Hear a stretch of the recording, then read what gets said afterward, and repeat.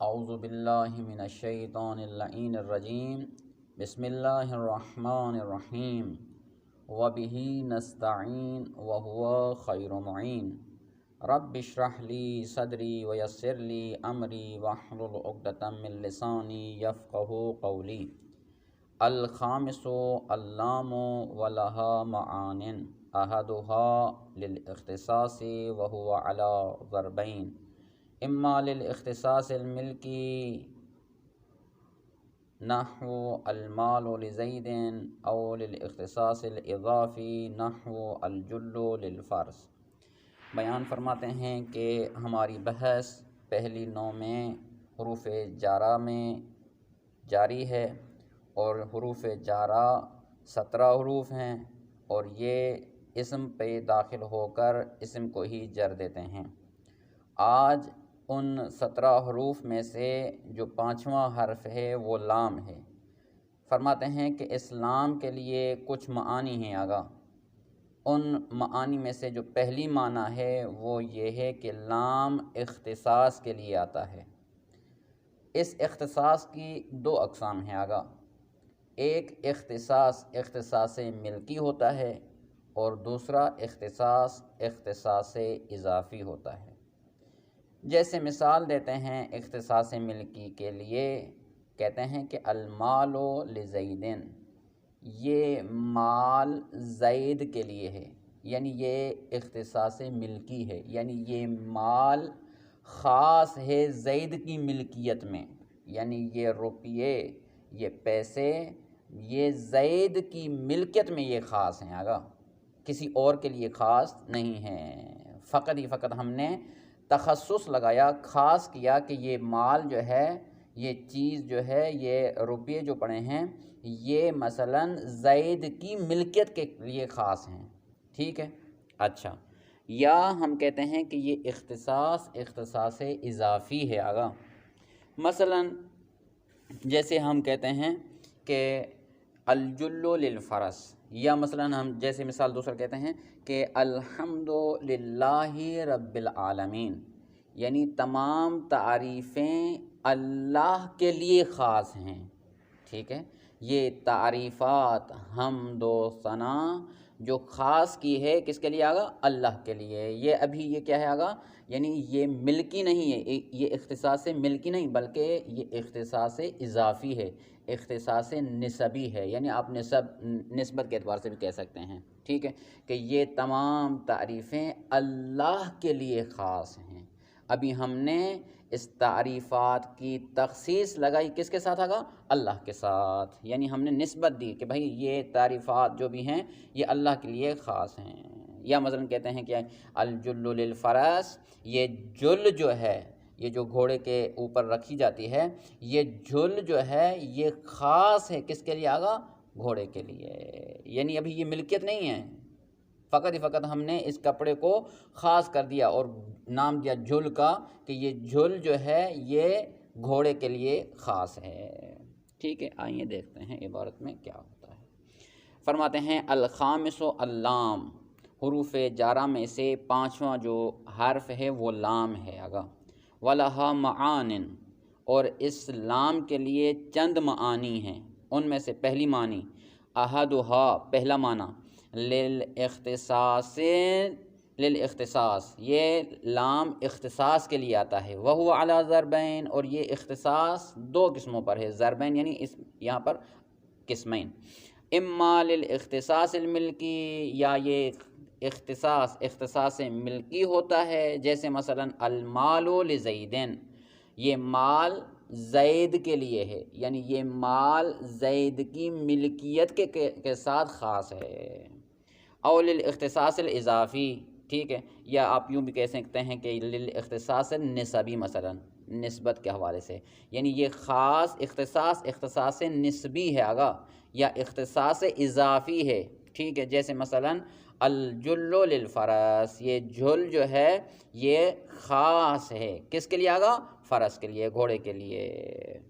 اچھا، الثانی للتعلیل، اور یہ لام کا جو دوسرا معنی ہے وہ کیا ہے آگا؟ یہ لام تعلیل کے لیے آتا ہے، جیسے مثلاً کیا ہے، کسی چیز کی علت کو بیان کرنے کے لیے آتا ہے، کسی چیز کے سبب کو بیان کرنے کے لیے آتا ہے. جیسے مثلاً ضربت زیدن للتعدیب، یعنی میں نے زید کو مارا. سبب کیا ہے، علت کیا ہے، تاکہ ادب سیکھے آگا. میں نے زید کو مارا تاکہ زید کے اندر ادب آ جائے. وجہ یہ تھی، علت یہ تھی. ٹھیک ہے.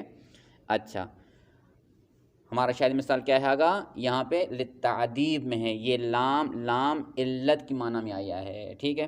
اچھا، الثالثو، تیسرا، اس لام کا تیسرا معنی جو ہے وہ کیا ہے آگا، للقسم.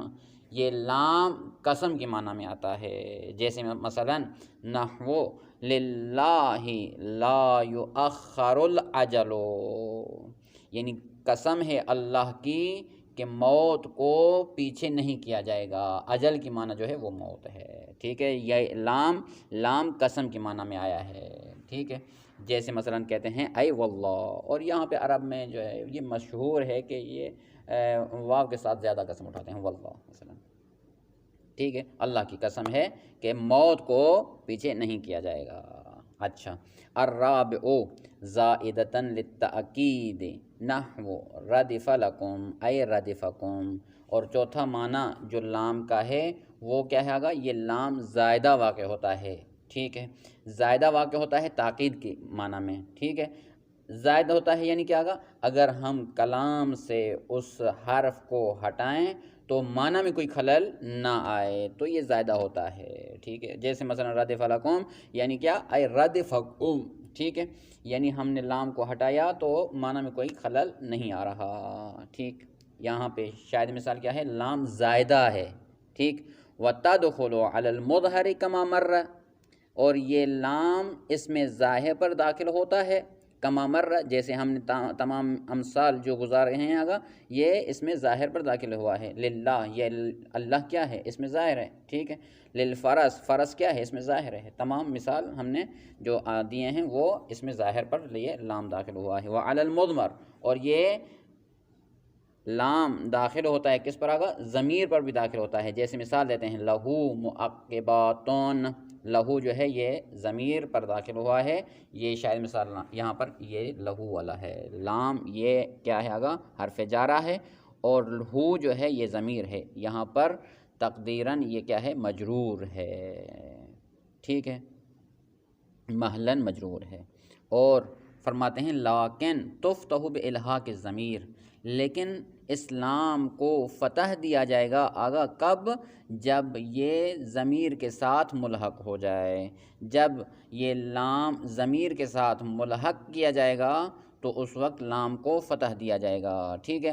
جیسے مثلا آپ جو بھی ضمیریں آپ دیکھیں 14 ضمیریں ہیں، ان میں سے فقط سوائے ایک ضمیر کے 13 ضمیروں پر یہ لام مفتوح ہو جائے گا، لیکن ایک جو ضمیر ہے ضمیر واحد متکلم، اس میں کیا ہے آگا، لام مجرور ہی رہتا ہے. جیسے مثلا کیا ہے آگا، وہ لی والا ہے. یہاں پر کیا ہے، یہ یا ہے، یا کی مناسبت سے جو ہے یہ لام مجرور رہا ہے. باقی جو بھی ضمیریں ہیں وہاں پر یہ لام مفتوح ہوتا ہے. جیسے مثلا لہو، لہما، لہم، لہا، لہما، لہن، لک، لکما، لکم، یہ تا آخر تک آپ ایسے کریں گے تو یہ مثال بن جائے گی، مفتوح ہوتی ہے.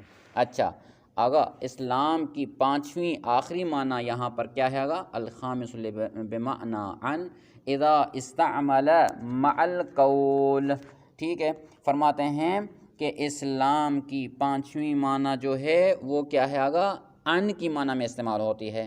اسلام کا پانچواں جو معنی کیا ہے آگا، پانچویں معنی یہ ان کی معنی دیتا ہے. لام بمعنی ان ہوتا ہے کب، جب اسلام کو قول کے ساتھ استعمال کیا جائے. اذا استعمل مع القول، جب اسلام کو اگر کیا ہے، مادۂ قول کے ساتھ استعمال کیا جائے. مثلا کیا ہے آگا، چاہے وہ فعل ماضی استعمال ہو، فعل مضارع استعمال ہو، قال یقول فعل امر ہو جیسے قل ہے.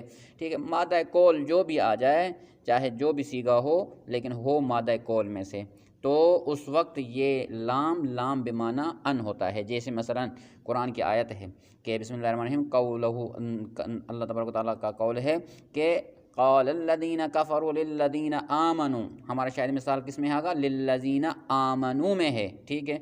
مثلا کہتے ہیں کہ یہاں پر لام ان کی معنی میں آئی ہے، کیوں کہ مادہ کول کے بعد آیا ہے آگا لام، جیسے مثلا قال الذین، قال یہ کیا ہے آگا؟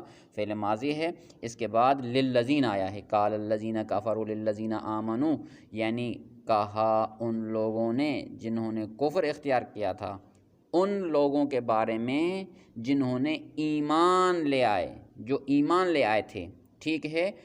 لو کان خیرا ما سبقونا الیہ، اگر یہ ایمان لانا اچھا ہوتا تو ہم بھی لے آتے، ٹھیک ہے۔ ولیس معنی الآیت، فرماتے ہیں کہ اس آیت کریمہ کا یہ معنی نہیں ہے کہ ان الکافرین خاطبوا المؤمنین، یعنی یہ کافر مومنین کے ساتھ مخاطب نہیں ہیں، یہ ایسے نہیں ہے کہ بھئی کافر آ کر مومنوں سے خطاب کر رہے ہیں، ٹھیک ہے، آمنے سامنے آ کر خطاب ہو رہا ہے، ٹھیک ہے، حاضر ہو کر یہ خطاب نہیں ہو رہا، کیوں؟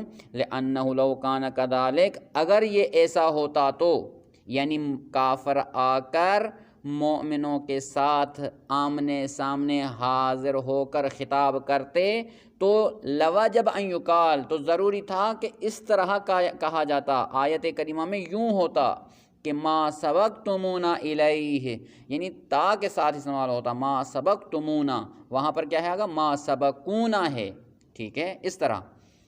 فعلم ان معناه، پس جانا گیا ہے کہ اس آیت کریمہ کی معنی یوں ہے آگا کہ قال الذین کفروا، لام کی جگہ پر آپ کیا لے آئیں گے؟ ان الذین آمنوا، یعنی ان لوگوں نے کہا جنہوں نے کفر اختیار کیا ہے، ان لوگوں کے بارے میں جو ایمان لے آئے تھے، ٹھیک ہے، یہاں پہ لام بمعنی ان ہے، شاید مثال یہ ہے۔ اچھا، السادس رب وہی للتقلیل ولہا صدر الکلام، فرماتے ہیں کہ آگا حروف جارہ میں سے جو چھٹا ہے وہ کیا ہے آگا؟ وہ رب ہے، اور یہ رب قلیل کی معنی میں آتا ہے، قلت کی معنی میں آتا ہے آگا۔ ولہا صدر الکلام، اور اس کے لیے شرط ہے کہ یہ آگا کلام کے ابتدا میں واقع ہوتا ہے، کلام کے بیچ میں یا کلام کے آخر میں نہیں آتا، فقط اس کے لیے شرط ہے کہ یہ کلام کے صدارت چاہتا ہے، ٹھیک ہے، یہ صدارت کلام چاہتا ہے۔ وَتُخْتَصُّ بِاسْمٍ نَكْرَةٍ مَوْصُوفَةٍ وَتُخْتَصُّ بِاسْمٍ نَكْرَةٍ مَوْصُوفَةٍ عَلَى الْأَصَحِّ، فرماتے ہیں اور یہ رب، یہ اس کو رب کو خاص کیا گیا ہے فقط اسم کے ذریعے سے، اسم کے ساتھ یہ خاص ہے، اور ایک ایسا اسم جو نکرہ ہوتا ہے یعنی معرفہ پر داخل نہیں ہوتا، یعنی یہ اسم نکرہ پر ہوتا ہے داخل، موصوفۃ، اور اس میں نکرہ کی وصف لائی جاتی ہے آگا، علی الاصح ہے، یہ قول اصح کی بنا پر، ایک قول صحیح ہے جو ہم آپ کو ابھی اس گہرائی میں نہیں جاتے، وہ جو ہے مثلا کوئی کہتا ہے کہ بھئی یہ اس میں معرفہ بداخل بھی ہوتا ہے، مثلا یہ ایسے ہے، قول اصح کی بنا پر کیا ہے آگا؟ وہ فقط یہ اس میں نکرہ پر داخل ہوتا ہے، ٹھیک، جیسے مثال رب رجل کریم لقیتہ، یعنی کیا آگا؟ یعنی میں نے کریم مردوں سے ملاقات کم کی ہے، ٹھیک ہے، میں نے کریم مردوں کے ساتھ ملاقات کم کی ہے، یہاں پر رب جو ہے وہ کیا ہے آگا؟ قلت کی معنی میں ہے، یعنی جو رجل کریم تھے ان کے ساتھ میں نے ملاقات کم کی ہے، ٹھیک۔